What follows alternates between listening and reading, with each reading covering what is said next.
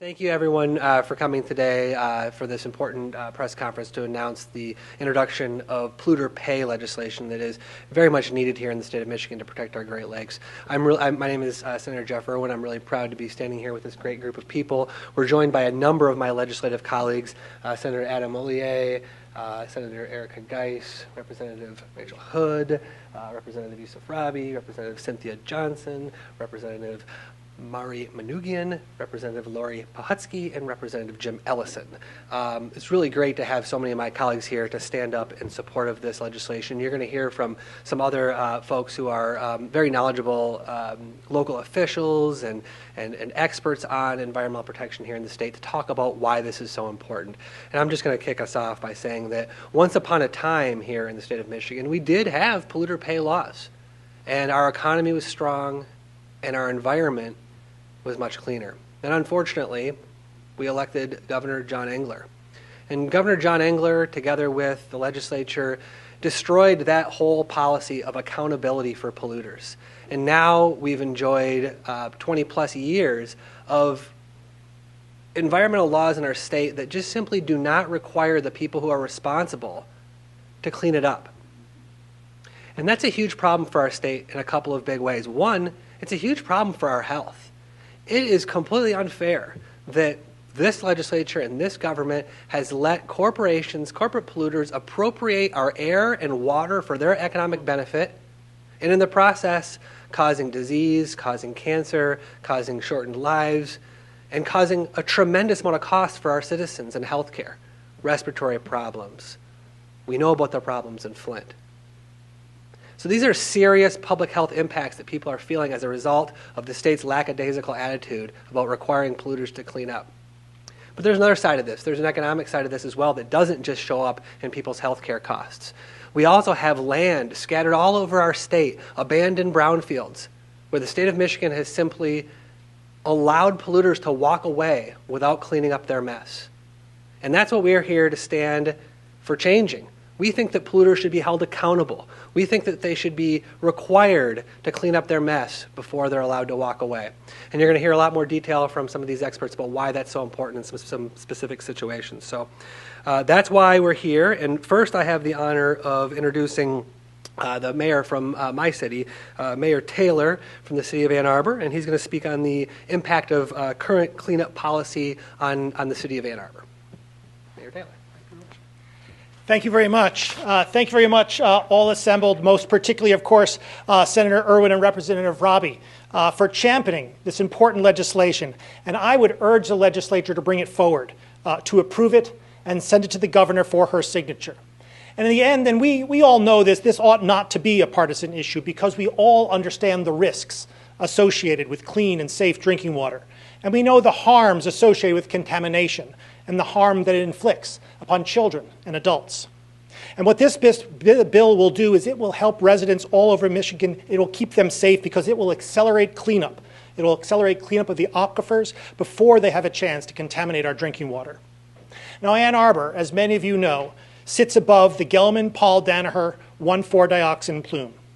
Now, Ann Arbor drinking water, today it is safe, but that does not mean that Ann Arbor has not been harmed by the plume. The city has closed its primary source of groundwater and spent vast sums to understand and combat the plume, to protect its drinking water systems, and to contingency plan, and to plan, and to plan, and to plan. And none of this is the state's fault or the city's fault. It is indeed the polluters' fault, and they ought to take care of it. Now, in addition to these financial, resource, and opportunity cost harms, we at this city, we also suffer a deep and enduring community harm. What the current law means is that residents can know about the presence of a contaminated aquifer underneath the city and in proximity to our drinking water source.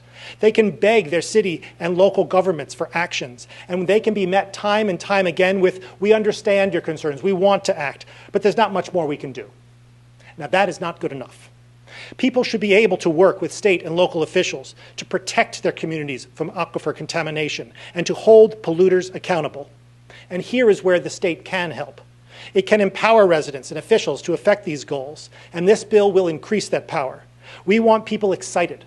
We want them working together to improve our quality of life, not walking away from common challenges or opportunities in bitterness and frustration. This bill is a great start. The polluters need to pay for the contamination that they have caused. The legislator should adopt it. The governor will sign it, and it is the right thing to do. Thank you. Thank you, Mayor Taylor. Now I have the pleasure of introducing a good friend, Christine Green, who's going to speak about the impact on smaller municipalities, specifically Scioto Township. Thank you so much. Good to see you too. Thank you very much, and a special thanks to all of the sponsors of this bill, all of the representatives, and particularly Senator Irwin and Representative Rabhi. We are very, thank you very much. I take him to all my public appearances. But we are very grateful in Scioto Township because we are ground zero on 1,4-dioxane contamination. The business that dumped 1,4-dioxane into the environment, introduced it to the groundwater, the surface water, and eventually, perhaps the rivers and streams. That was a Scioto Township business. So it all happened there in Scioto. 1,4-dioxane, you probably already know, but if you don't, it is classified as a hazardous substance under Michigan law, and the EPA has listed it as a probable carcinogen. The site in Scioto Township and under the city of Ann Arbor is one of the largest sites in the United States. It's huge. I'm surprised it hasn't gotten more national attention.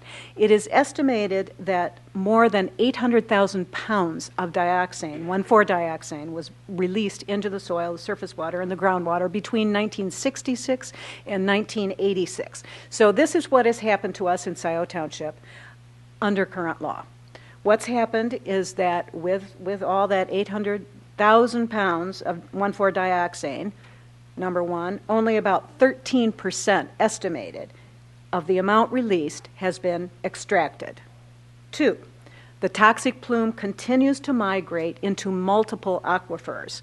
Right now, the plume is, I'm told, more than 3 miles long and 1 mile wide. That is enormous. Number three, for the impacts of current law on Scioto Township, numerous residential water wells have already been contaminated, and there are some new ones that have relatively low levels of contamination, but nonetheless, the 1,4-dioxane has made it to their drinking water supply. And finally, dozens more homeowners are at risk if the plume continues to migrate. So more than half the residents in our township are on private water wells. So we are dependent on the purity of the water in those aquifers for the water we drink every day. Somewhat less than half the residents in our township get their water from the city of Ann Arbor. So the city gets its water, of course, from the Huron River. So we are dependent also on the purity of the water from the Huron River. Townships, and ours in particular in Scioto, we do not have the resources to take remedial action ourselves. We cannot go and try to extract this stuff, take it out, treat it, whatever, remove it. We can't do it. We don't have that kind of money. And it's difficult to ask our taxpayers to fund complex litigation against national and multinational corporations, because that's usually who's responsible for these massive dumps. We have to rely on government agencies like the DEQ, and the DEQ needs something to work with. They need a law with more teeth, real teeth.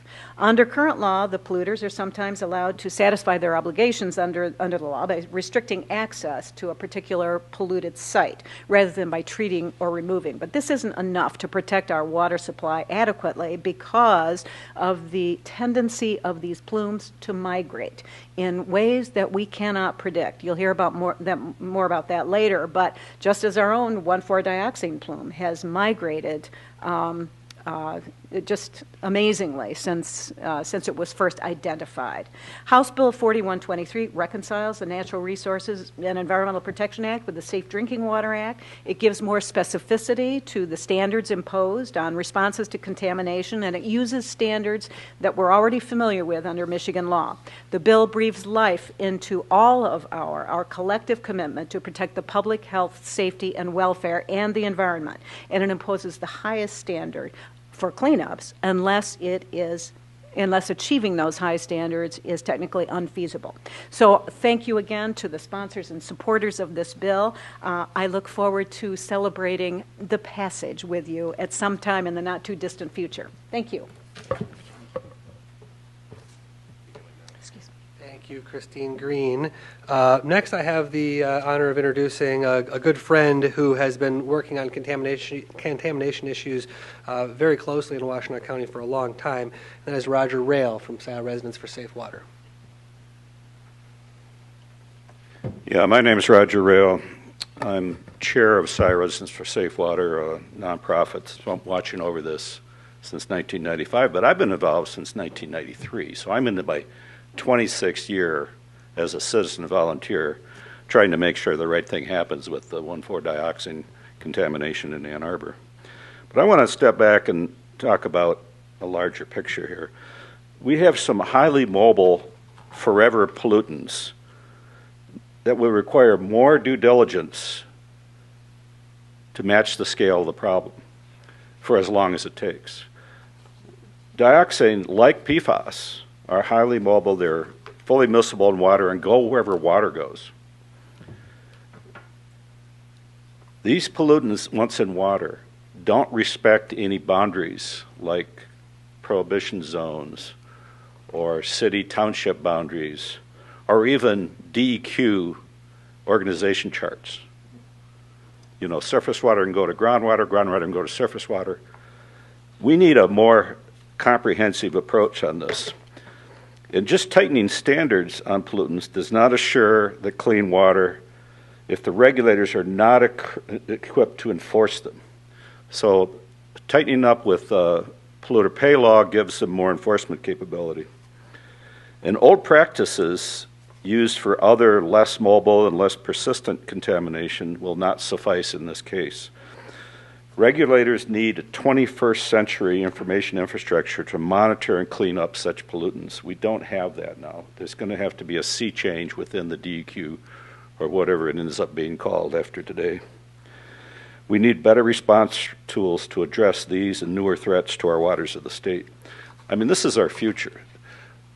When I say persistent, some of these compounds are not going to be cleaned up. They're still going to be monitored for dozens of decades, maybe even centuries.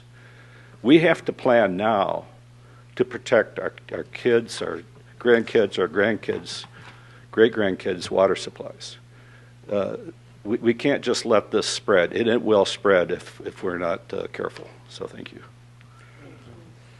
Thank you, Roger, and thank you for your work. It just goes to show you when someone's put those kind of years into volunteering, how important these issues are to the communities that they hit.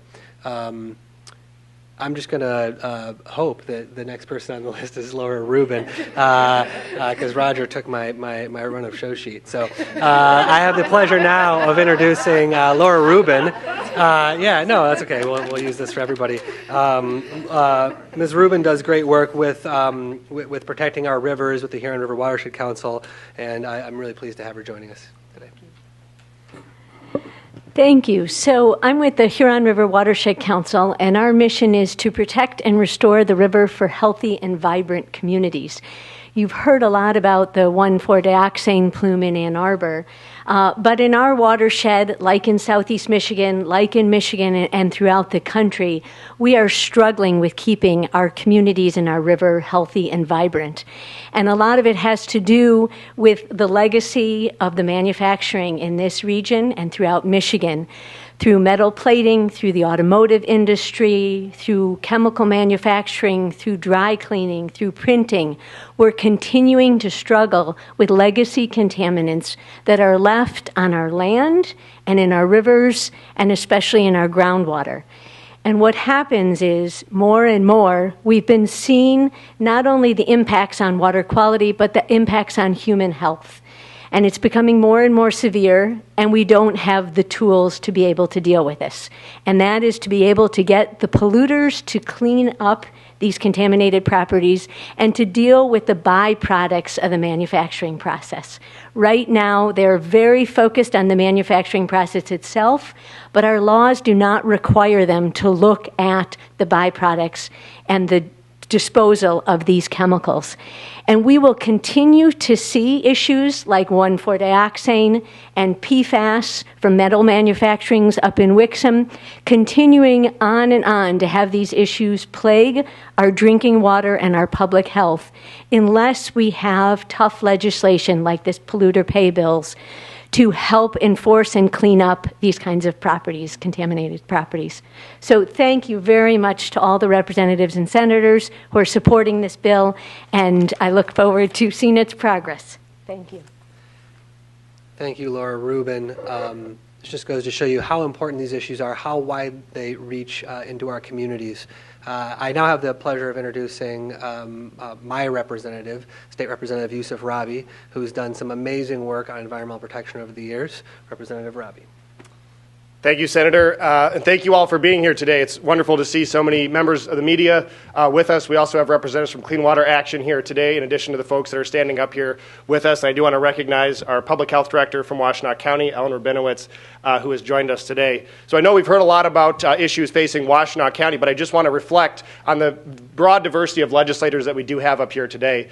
We have Representative Ellison from Oakland County, Representative Pohutsky from Western Wayne County, Representative Manugian also from Oakland County, Representative Cynthia A. Johnson from the City of Detroit, Representative Rachel Hood from the City of Grand Rapids and Kent County, of course, Senator Erica Geis from the Downriver area, and Senator Adam Ollier from the City of Detroit and the Grosse Pointes. So we have broad diversity here, and I've heard from many of my representatives that are my colleagues and in the Senate and the House that are standing up here today that have expressed concerns about issues that have faced their districts. And so they are here today, and I thank you for being here, for all of your support, for being champions of the environment. Each of you has come, and I appreciate that. So thank you. This was the first bill that I introduced in my first term in the legislature in January, or maybe it was February of 2017. This is an issue that is important to me. It's important to me because I go back to when I was a kid. I go back to when I was a kid because when I was a child and I spilled a glass of orange juice on the counter, I would usually have to clean it up, right? When you make a mess in your room, you usually have to clean it up. This is elementary stuff. This isn't complicated. This should not be complicated. Why is it okay that a polluter can dump a bunch of toxins in the groundwater that we're all drinking or that we're using to irrigate our crops? And why is that okay for them to just be able to do that? It shouldn't be. We learned that as children. And so this bill basically codifies what should be elementary to all of us, that when you make a mess, you clean it up. Mom didn't say when you spilled orange juice on the counter, just put some rags around it and just leave it there, make sure nobody touches it, and that's all you need to do. That was never, but that's the law now. You can create a prohibition zone and just say, well, as long as nobody touches the orange juice, then that's fine. As long as nobody drinks the contaminated water, then it's okay. It's not a big deal. But what that does is it just creates this enlarged and growing map. These dots that are popping up all over our state of new prohibition zones, new areas that suddenly we can't drink the water anymore. That suddenly we can't use those resources to irrigate our crops. What are our farmers going to do? What are our rural residents going to do? What are our residents in cities and townships across this state going to do? They're going to be faced with tough decisions, and sometimes if our standards aren't updated appropriately like we've had happen already in Washtenaw County, we will have citizens who will be turning on the tap and contaminated water will be coming out, and that contaminated water will be consumed by those families, by their children. They will use it to wash their clothes. They will use it to cook their food. They will use it to hydrate because we all need to drink water in order to survive. So as long as we let these polluters continue to get away scot-free and walk away from these big contamination plumes that they create, we are not going to solve the problem for our residents. This is a piece of people-first legislation. It puts the people of the state of Michigan first, not the polluters. And so that's why we are standing all up here today saying in a unified voice, not just from Ann Arbor, not just from Washtenaw County, but from all corners of the state of Michigan, we need to put the people of the state of Michigan before the polluters.